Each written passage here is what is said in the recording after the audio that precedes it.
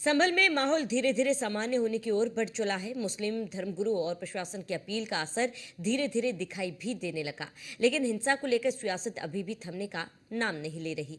घटना को लेकर समाजवादी पार्टी पहले से हमलावर है और संभल में बाहरी लोगों के प्रवेश पर रोक के बावजूद सपा नेता बार बार संभल रुक करने की कोशिश कर रहे हैं। और इस कड़ी में अखिलेश यादव ने अपने प्रतिनिधिमंडल को भेजने का ऐलान किया था, लेकिन नेता प्रतिपक्ष माता प्रसाद पांडे को प्रशासन ने घर पर ही रोक दिया, जिसके बाद सपाइयों ने खूब हंगामा किया। ये रिपोर्ट देखिए।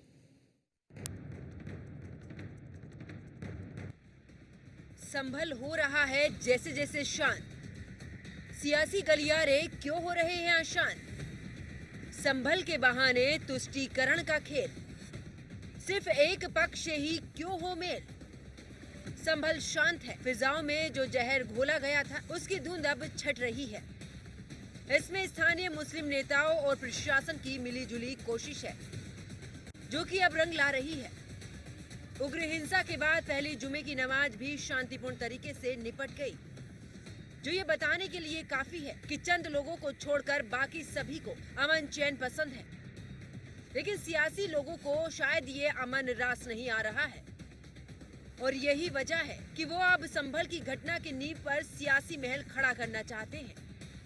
समाजवादी पार्टी के नेताओं की संभल पहुंचने की बेचैनी ये साफ इशारा कर रही है।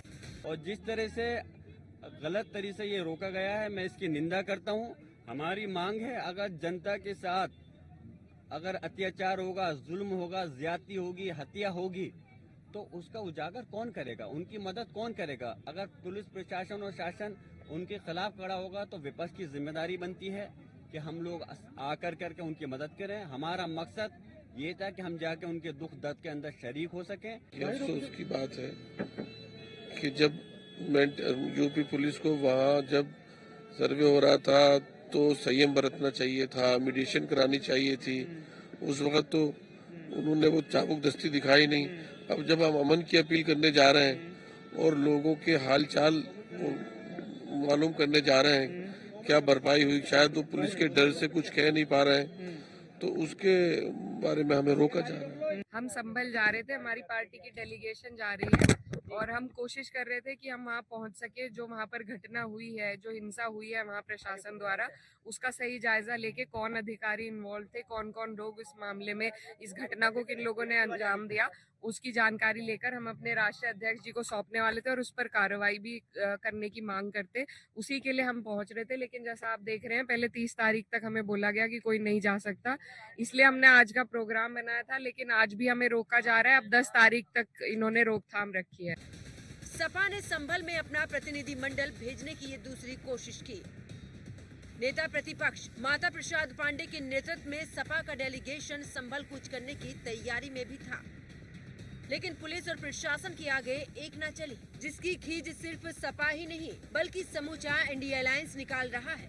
हम लोग जो हैं आज संभल जाना चाहते थे, लेकिन भाजपा की सरकार ने बलपूर्वक हम लोगों को रोकने का काम किया है।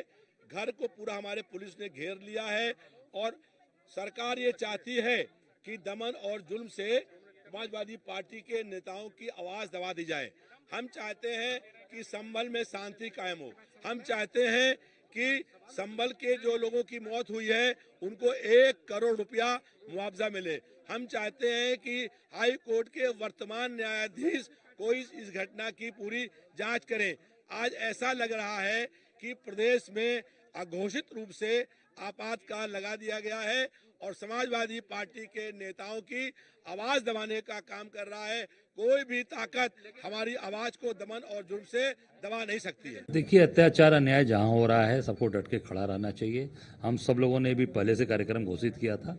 हम 2 तारीख को वहाँ जा रहे हैं और पूरा, क्योंकि 1 तारीख तक इन्होंने रोक लगा रखी थी पहले, अब आगे की जानकारी मुझे नहीं है, इसलिए हमने 2 तारीख का ये किया कि उनकी जानकारी जो डिस्ट्रिक्ट एडमिनिस्ट्रेशन ने 1 तारीख तक रोका है, 2 को कांग्रेस का डेलीगेशन हम लोग 9 बजे प्रदेश कांग्रेस कार्यालय से निकलेंगे और निश्चित तौर से हम वहाँ पर जो अत्याचार अन्याय सरकार के द्वारा, पुलिस के द्वारा जानबूझकर ये कराया गया है, इसकी सारी जानकारी से अवगत होकर अपने राष्ट्रीय नेतृत्व को, अपने नेता खड़गे जी को, राहुल जी को, प्रियंका जी को अवगत कराएंगे।